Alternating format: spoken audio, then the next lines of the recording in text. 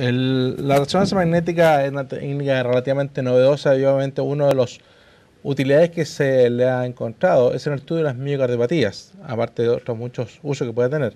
Vamos, dentro de los tópicos que vamos a tocar hoy día, va a ser una muy breve introducción a aspectos técnicos importantes a saber de la resonancia magnética cardíaca, un poco tratando de clasificar las miocardiopatías, vamos a ver que no es tan fácil, y la utilidad de la resonancia magnética en miocardiopatías específicas.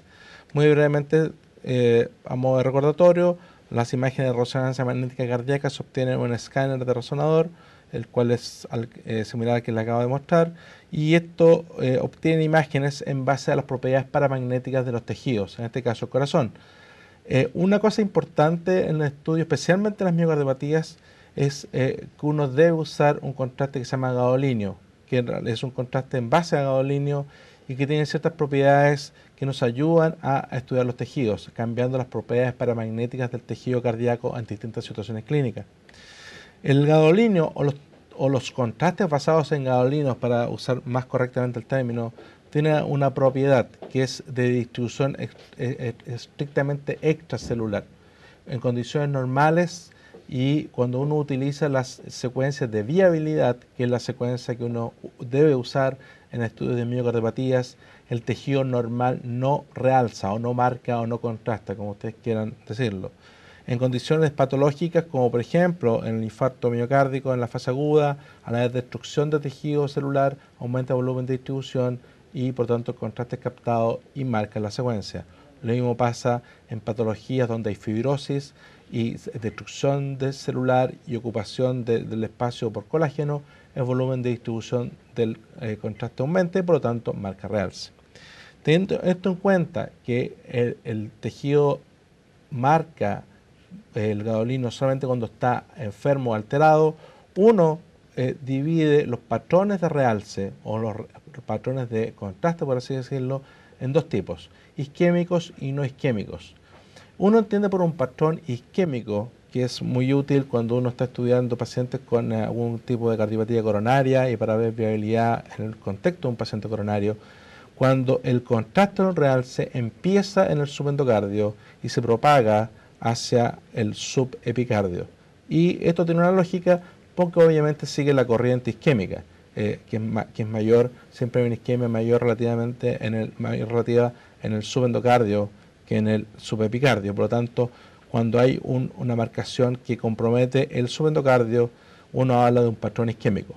Vamos a ver que eso es casi siempre correcto. Tiene algunas, obviamente como todo en medicina, hay algunas excepciones, las vamos a ver a continuación. Y obviamente uno habla de patrones no isquémicos, que puede ser cuando el contraste ocupa la mitad del miocardio, lo que se llama mesomiocárdico, o es francamente subepicárdico. Y esto nos ayuda a diferenciar cuando tenemos pacientes, especialmente con insuficiencia cardíaca de origen poco claro o desconocido. Esta técnica nos puede ayudar a orientar para dónde va el diagnóstico de la etiología. Y aquí vemos pacientes que tienen un patrón isquémico, pacientes que pudieron haber debutado con insuficiencia cardíaca de origen no claro, pudieron no haber tenido historia de angina clara, y uno demuestra que hay focos de captación que siguen un patrón isquémico y en algunos segmentos transhumonales, es decir, ocupa la mayor parte del grosor de la pared del miocardio. Por el contrario, patologías inflamatorias que vamos a ver a continuación pueden marcar ya sea el subepicardio o mesomiocárdico. Dentro de las ventajas que es muy útil de la resonancia magnética es su alta resolución espacial, lo que nos permite definir muy bien los bordes, los contornos, medir precisamente los diámetros o grosores de las paredes ventriculares con una alta resolución, y además tiene una ventaja que nos permite ver los órganos extracardíacos también. En el contexto como está el tórax, uno puede ver incluso algunos órganos intraabdominales que vamos a ver más tarde que pueden tener importancia o relevancia ante ciertos casos clínicos. Entrando un poco más en materia, vamos a intentar revisar un poco lo que es definición de miocardiopatía, y lo voy a decir básicamente por qué, que es cuando uno busca la definición de miocardiopatía, en realidad hay varias formas de clasificarla y definirla. Básicamente es una enfermedad del músculo cardíaco, lo que se acepta. Sin embargo, Los orígenes y etiologías pueden ser múltiples. Si uno busca la real incidencia de las miocardiopatías dentro del contexto de la insuficiencia cardíaca o de la patología cardíaca, es difícil encontrar un número, por la verdad es que a veces se sobreponen distintas etiologías, por lo tanto en muy pocas partes ponen un número de cuán relevante es. Obviamente muy por debajo de la cardiopatía hipertensiva, valvular y la isquémica, pero uno la ve en la práctica clínica no tan infrecuentemente. Para los que les gustan las definiciones, esto es un muy breve extracto para que vean lo complejo de las definiciones de miocardiopatía, cómo van cambiando en el tiempo, y esta es una definición de un consenso de expertos en el cual trata un poco de clasificar. Clasificaciones hay varias en realidad. Esta es una clasificación un poco más práctica desde el punto de vista de la imagenología, en la cual trata de poner lo que es la fisiopatología de la miocardiopatía y paralelamente cuál es el fenómeno etiopatogénico que subyace a la etiología, que subyace al paciente. Aquí podemos ver que hay miocardiopatía dilatada, cardiopatía isquémica y hay un grupo obviamente que es no clasificable. Ustedes ven esta clasificación que es bien particular porque que por ejemplo patologías como la no compactada no está aquí nombrada y sin embargo es una patología que aunque fue muy difícil su reconocimiento, su aceptación por los clínicos, ha ido ganando un poco más terreno en cuanto a su reconocimiento y diagnóstico. Esta es la clasificación un poco más práctica, en la cual uno ve que hay distintas causas para la miocardiopatía, causas adquiridas, genéticas como la miocardiopatía hipertrófica, como la cardiopatía no compactada, y por supuesto adquiridas dentro de las patologías inflamatorias o por ejemplo la cardiopatía de periparto. Entrando un poco más en materia, específicamente cuando uno habla de miocardiopatía, instintivamente las clasifica como las hipertróficas, las restrictivas y las dilatadas. La miocardiopatía hipertrófica, que es probablemente la que uno más ve en el contexto clínico, es además la cardiopatía genética más frecuente, con una incidencia de 1 en 5.000 pacientes. Es una causa común. Eso de común es entre comillas porque varía según las series clínicas de muerte súbita en jóvenes y en atletas, lo cual tiene importancia en el contexto de la evaluación de los pacientes que hacen deporte de forma frecuente. Obviamente esta patología tiene un sustrato genético, es en general autosómica dominante y afecta a genes que codifican para proteínas del sarcómero. Sin embargo, también hay otras formas que son recesivas y hay toda una una línea de investigación con respecto al origen genético o la influencia genética en la miocardiopatía hipertrófica. Cuando uno habla de criterios de diagnóstico, y es re importante cuando uno tiene que diferenciar como clínico cuando es una miocardiopatía hipertrófica versus una hipertrofia ventricular, por ejemplo, un paciente que ejercita frecuentemente, uno ve que el criterio de diagnóstico más utilizado es cuando hay un grosor de la pared ventricular mayor a 15 milímetros. Algunos usan también la relación entre pared septal y lateral mayor 1:3. En la miocardiopatía hipertrófica no es tan infrecuente ver el compromiso del ventrículo derecho, entre un 15 y un 20%, dependiendo de las series, reportan compromiso del ventrículo derecho en pacientes con miocardiopatía hipertrófica. La severidad varía, puede ir de pacientes como este, en el cual evidentemente tiene una hipertrofia ventricular bastante concéntrica, en la cual ustedes ven en los segmentos, este es un barrido en distintos segmentos en eje corto, este es un eje 4 cámaras y un eje 2 cámaras, en los cuales ustedes pueden ver que hay un aumento de grosor de la pared ventricular bastante concéntrico, incluso en estos segmentos se puso casi una obliteración de la cavidad cardíaca. Y puede ir a extremos mayores, pacientes como este, por ejemplo, en los cuales hay un engrosamiento. Este paciente específicamente tiene un grosor del septum de 25 o 27 milímetros. Y como ustedes pueden ver, aunque la película se tiende a congelar un poco, este paciente tiene una obstrucción dinámica del tracto de salida del ventrículo izquierdo. Y es un paciente que justamente consultó por un poco de disnea, un paciente joven de 50 años, que consultó por un cuadro de disnea, se cansaba de hacer ejercicios que le eran frecuentes para él, y en la evaluación destacaba un soplo sistólico eyectivo suave. En la ecografía mostraba un aumento de grosor, en el primer momento no quedó claro, se vio una resonancia, que es la que están viendo ustedes en estos momentos, y en el cual hay una marcada hipertrofia del septum de entre 25 y 27 milímetros. Ahora, una de las ventajas que uno tiene también con la resonancia es que puede hacer un verdadero barrido de toda la cavidad ventricular izquierda. En este caso, si ustedes miran desde su extremo inferior derecho hasta el superior izquierdo, van desde base hasta ápice. No, aquí falta un corte un poquito más apical, pero vemos desde la base del corazón, incluso aquí se puede vislumbrar un poco la salida de la coronaria derecha, en el segmento ahí, y también un poco se puede ver el origen de la coronaria izquierda del tronco común. Esto es ventrículo derecho, esto es acá, y esto es ventrículo izquierdo, ahí está el tracto de salida, la válvula aórtica. Y ustedes pueden ver en los siguientes cortes, especialmente a nivel medio ventricular, cómo está este engrosamiento de la pared ventricular, que corresponde al mismo paciente anterior, pero en este momento es un barrido en eje corto.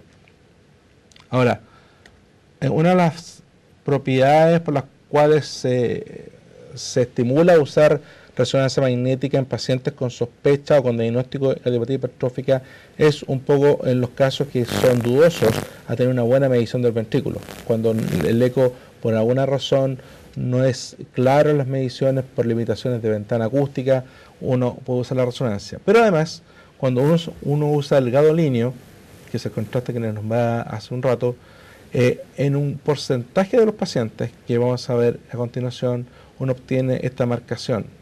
La vamos a poner un poquito en pausa acá.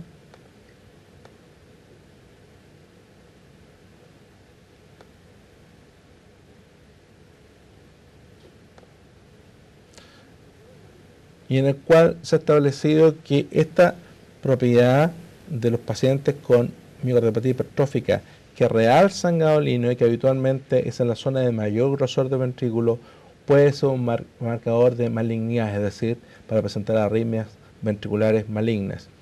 Sin embargo, cuando uno revisa las series, que son algunas son muy pequeñas y además la población es un poco heterogénea, es difícil ser categórico al respecto. Sin embargo, lo que más llama la atención y que al parecer es lo más importante es qué tan heterogénea es esta realce.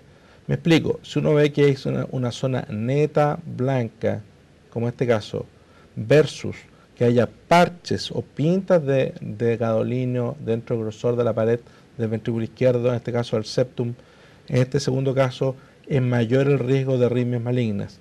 La explicación del sustrato fisiopatológico para eso es más o menos coherente, en el sentido que a mayor heterogeneidad de este disarray que se llama de las fibras musculares, hay mayor posibilidad para que se formen corrientes de microentrada y por lo tanto generen arritmias ventriculares.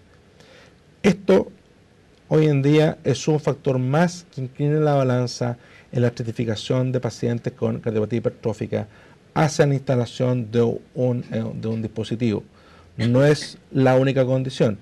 En este caso específico, este paciente es un paciente de 50 años en el cual todos los otros factores clínicos que vamos a ver inclinan la balanza hacia el otro lado. En un paciente que no había historia de muerte súbita, paciente tiene un electro absolutamente, de hecho el electro de este paciente era normal, y Holter absolutamente sin ninguna evidencia de arritmia ventricular, un test de esfuerzo muy bueno, así que este paciente hasta el día de hoy no se le ha puesto ningún dispositivo, versus otro tipo de pacientes,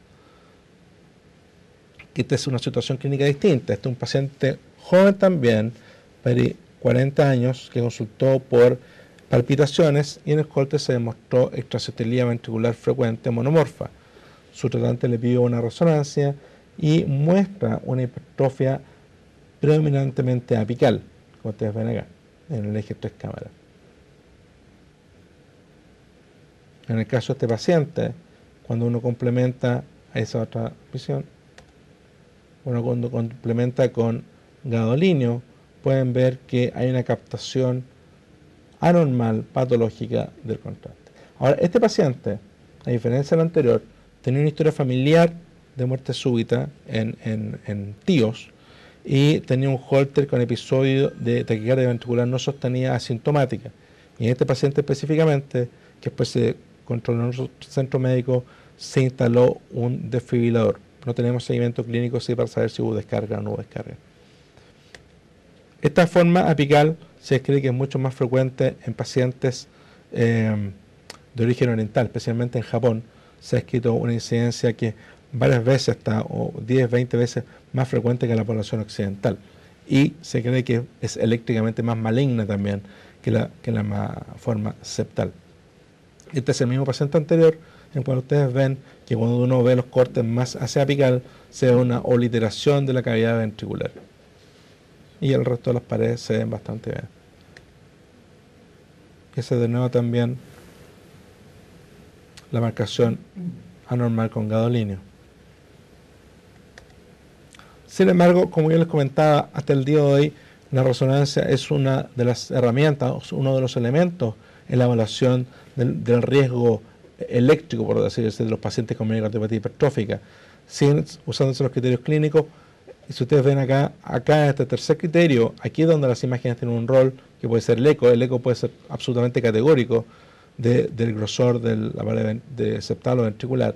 Y los otros criterios son todos clínicos: presencia de paro cardíaco, fibrilación ventricular, TB sostenida, historia familiar cercana de miocardiopatía hipertrófica con muerte súbita, presencia en el Holter de taquicardia ventricular no sostenida, o un síncope en un paciente con estas características de origen incierto o que sea recurrente en ejercicio.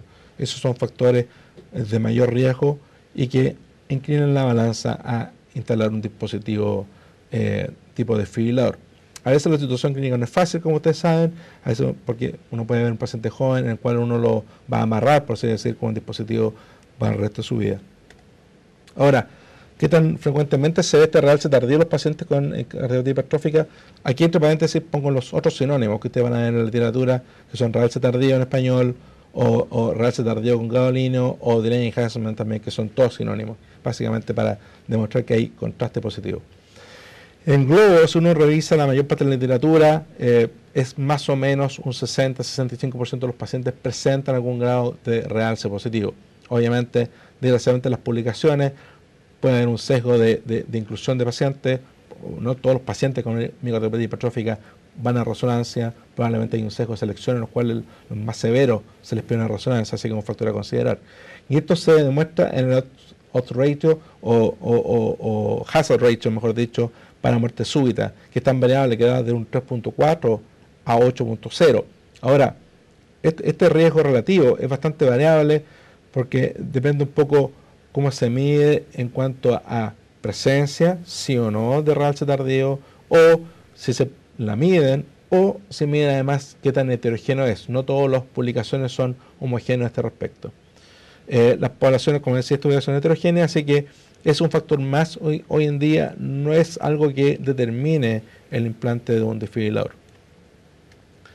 Cambiando un poco el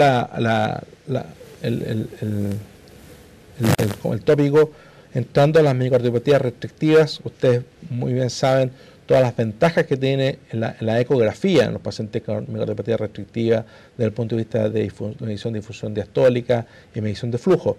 Cuando uno habla de miocardiopatía restrictiva en clínica, por lo menos a mí lo que me ha tocado más ver ha sido amiloidosis, que hemos visto con cierta frecuencia desgraciadamente. Pero también hay otras patologías, como ustedes pueden ver acá en la diapositiva, que se dividen en infiltrativa y no infiltrativa. De la infiltrativa, lejos la amiloidosis es la que uno más ve, o me ha tocado ver por lo menos ver.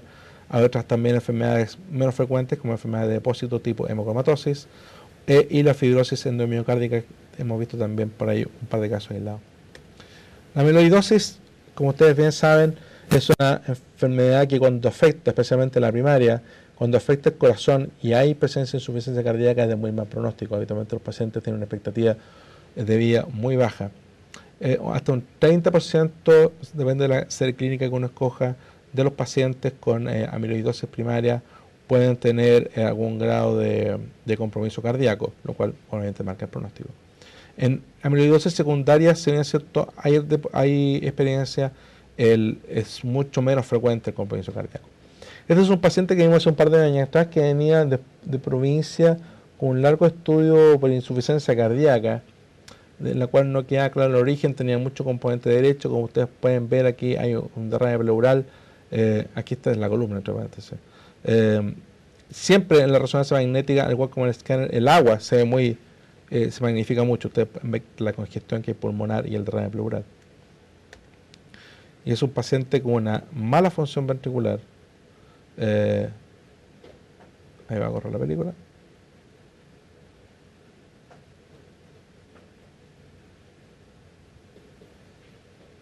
Una función sistólica aproximadamente de un 20%, congestión pulmonar, eso en eje 4 cámaras, nótese el crecimiento auricular derecho y el grosor de la pared ventricular que es bastante normal o un poco mayor. Este es un eje 2 cámaras en el cual se evidencia el derrame pleural, una disfunción ventricular importante, derrame pericárdico y crecimiento de cavidades. Este mismo paciente, cuando uno lo somete a todas las secuencias de resonancia, y por lo cual es importante que se ponga siempre la sospecha diagnóstica, uno puede ver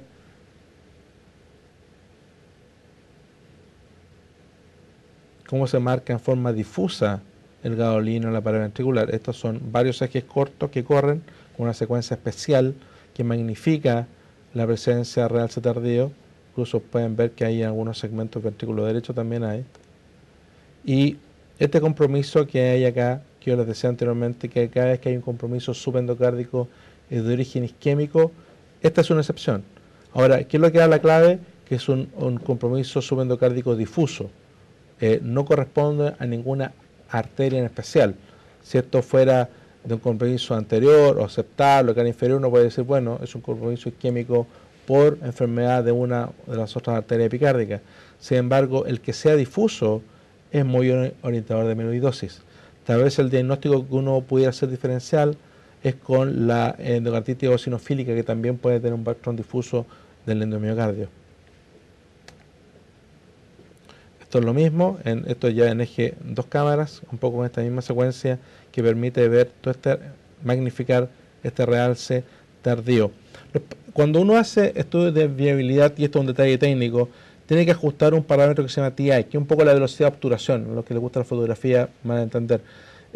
Y esa velocidad de obturación en los pacientes con amiloidosis a veces cuesta mucho conseguirlo, el óptimo, para conseguir el máximo contraste entre tejido sano y anormal. Y algunas máquinas de resonancia me refiero, tienen la ventaja que uno puede aplicar varios de estas velocidades de obturación, varios actividades en el tiempo en forma secuencial y ver cómo se invierte el contraste del ventrículo y de la pared miocárdica en forma anormal. Un detalle técnico que puede ser útil en esta patología. Esto es lo mismo, ya ustedes pueden ver este mismo paciente, lo difuso del realce tardío. Este paciente evolucionó clínicamente muy mal y posteriormente falleció de una muerte súbita. Estaba muy mal clínicamente. Ahora, no todo es amiloidosis, también hay otras patologías infiltrativas que dan un patrón restrictivo. Y este es un paciente que cuando nosotros lo conocimos tenía 50 años y había sido tratado por un buen tiempo por insuficiencia cardíaca y también un hipogonadismo central. Estaba siendo visto por gente de medicina interna y también se controlaba esporádicamente con algún cardiólogo. No tenía historia de patología coronaria, tenía un cardiograma que mostraba una muy mala función ventricular y se realizaba, el tratante le pidió en ese momento una resonancia magnética. Es una foto estática, pero vamos a ir a los videos. Ustedes ven que el paciente estaba congestivo, de nuevo aquí el agua siempre se magnifica mucho en la resonancia, una muy mala función ventricular. Ese es el eje 2 cámaras.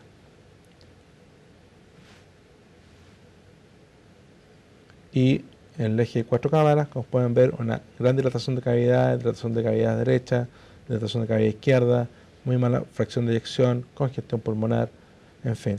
Bueno, hasta ese momento el diagnóstico y haciendo una cardiopatía dilatada, de origen no claro. El realce yo no lo puse acá, pero fue negativo, no marcó realce en la pared ventricular, por lo tanto estábamos con el diagnóstico de miocardiopatía dilatada idiopática. Sin embargo, y esto es lo importante del trabajo en conjunto, la clave del diagnóstico está un poco en la primera foto, acá.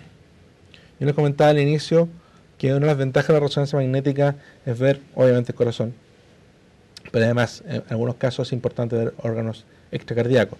Y en este caso es importante.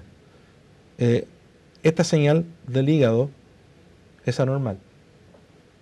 Y este examen para contar exactamente cómo fue este caso clínico, hasta ese momento cuando la habíamos visto había quedado con una cardiopatía dilatada.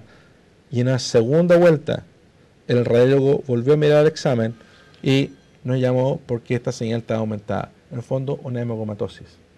Y el paciente, después de varios años de estar sin diagnóstico, se hizo un estudio de cinética de fierro, que fue positivo, y empezó el tratamiento y quedó conectado. Para mostrar lo difícil que es de repente con el diagnóstico y lo importante es estar compenetrado o trabajar en armonía o en conjunto con otras especialidades, porque hasta ese momento uno como cardiólogo no ve más allá del corazón. Entonces es bueno o es malo, pero eventualmente uno se centra en el corazón. Y en este caso la clave estaba ahí. Ahora, cuando uno sospecha hemocromatosis, si la sospecha viene previa, uno le dice, manden el diagnóstico hemocromatosis, uno puede hacer una secuencia especial de resonancia que se llama T2 estrella o T2 star, en cual uno puede ver cierta mayor, entre comillas, contraste del miocardio normal. La hemocromatosis es una forma, la forma más frecuente es hereditaria, no es relativa, no es tan frecuente, la hemos visto, yo en los últimos 5 años he visto probablemente 3 casos.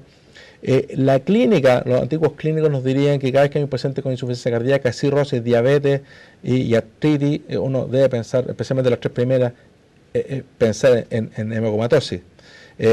Obviamente puede haber impotencia, este paciente tenía un hipogonadismo central y no solamente el corazón afectado, como ustedes vieron aquí la clave fue la captación hepática, es decir, cuando el corazón ya hay compromiso de depósitos de fierro que son dañinos para el corazón, entre paréntesis, ya el hígado y el vaso y el páncreas también están afectados. Así que en este caso específico, la resonancia tuvo una ventaja por el hecho de mostrarnos más allá del corazón.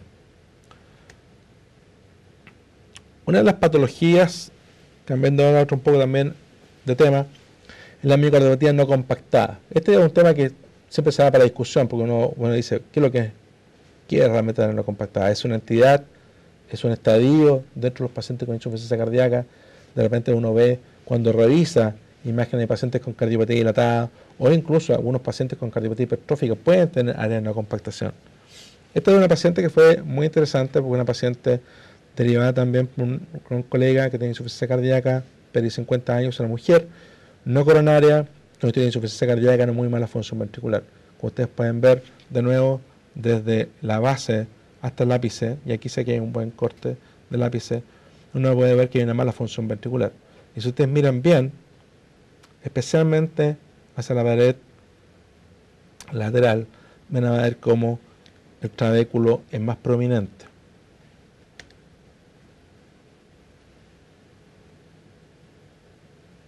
Este es un eje 2 cámaras. También uno lo que le llama la atención es que esta pared ventricular no tiene la refringencia, por decirlo, ocupando un término de ustedes, de una pared compactada del corazón.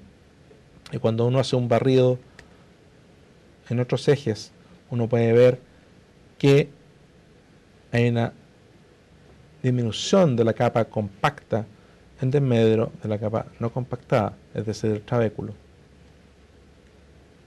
Este paciente fue muy interesante además porque tuvo algo que no todos los pacientes con miocardiopatía compactada tienen, sin embargo está escrito, que es marcación de realce, y marcan realce tardío en varios puntos siguiendo un patrón isquémico. La explicación fisiopatológica para esto es una mezcla entre que al haber trabéculo, obviamente siempre en el extremo distal del trabéculo hay una isquemia relativa y por lo tanto es frecuente encontrar puntos o focos de necrosis, como se ve acá. Este es un eje corto cámara, eje corto, y uno ve que hay focos de realce de gadolinio. Hay un eje largo también, uno puede ver la distancia del trabéculo. Y desde el punto de vista diagnóstico, uno varía un poco el número, pero cuando la relación no compactada versus la capa compacta es mayor a 2.1, algunos dicen 2.3, la balanza se inclina hacia el diagnóstico de no compactación. Uno tiene que hacer la diferencia muchas veces, y a ustedes les pasa exactamente lo mismo cuando hay pacientes sanos que por alguna razón le piden un eco para entrar al gimnasio y el trabéculo se ve un poco más prominente, pero no alcanza a ver una compactación. El que entra el receso a la capa compacta, se pierde la capa compacta, hace el diagnóstico. Y ustedes cuando hacen eco pueden aplicar Doppler y ven que hay flujo dentro de estos trabéculos. Específicamente esta paciente después completó su estudio, se demostró que no era coronaria y por ser una patología que tiene mucho riesgo de muerte súbita, se instaló un desfibrilador implantable. La incidencia la puse en el interrogativo para la cardiopatía no compactada, la verdad que no sabemos. Y no sabemos porque uno la encuentra cuando la tiene presente, punto uno, independientemente de la técnica de imagen que uno use. Aún usando resonancia, se ha demostrado que uno la puede pasar por alto. No se sabe si es un epifenómeno, si es una fase, un estadio dentro de los pacientes que tienen insuficiencia cardíaca, por ejemplo, miocardiopatía dilatada, o es realmente una patología per se. Desde el punto de vista de embriogénesis, la compactación ocurre desde base hacia ápice y desde septum a paralateral. Por lo tanto, las zonas más frecuentes para encontrar no compactación son el ápice y la paralateral, por razones obvias. Es lo más frecuente, no solamente ahí. Desde el punto de vista clínico y como personas que trabajamos en imágenes, es re importante hacer la diferencia entre zonas de no compactación y miocardiopatía no compactada. Hay personas que tienen un ventrículo que funciona bien, son totalmente asintomáticos, pero pueden tener pequeñas áreas de hipertrabecular. Por lo tanto, hay que tener mucho cuidado con el término que uno pone, porque realmente puede poner al clínico en un aprieto. Porque cuando hay miocardiopatía no compactada, de hecho, está hablando de una patología que tiene riesgo de insuficiencia cardíaca, riesgo de muerte súbita y riesgo de trombosis, por lo cual los pacientes deberían ser anticoagulados, tratados médicamente y eventualmente colocados en el dispositivo. Así que la conducta clínica va mucho a depender en gran parte de la información que nosotros le podamos dar al clínico en cuanto al estado realmente del corazón, si solamente una zona pequeña, una compactación, que a lo mejor amerita solamente control, o es realmente un paciente que tiene disfunción ventricular y tiene muchas áreas de no compactación, en cuyo caso sí corresponde a la miocardiopatía no compactada. Algo más raro de ver, o relativamente raro, y como ustedes vieron ahí dentro de las miocardiopatías, otras miocardiopatías. Esta es una paciente que vimos hace unos años atrás en la clínica, una paciente joven que estaba puérpera en el embarazo gemelar, el cual se había acelerado un poco por síndrome hipertensivo. Todo bien, ningún problema, y a las horas después del parto empezó con insuficiencia cardíaca. Esta es la radiografía de tórax inicial de la paciente, congestión pulmonar. El eco desgraciadamente no lo tengo, pero mostraba una función ventricular baja.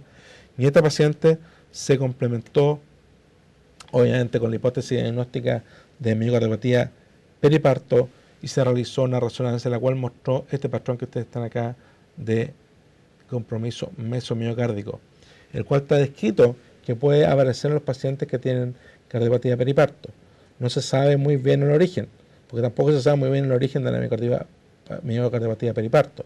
No se sabe si es una cosa inflamatoria, viral o autoinmune.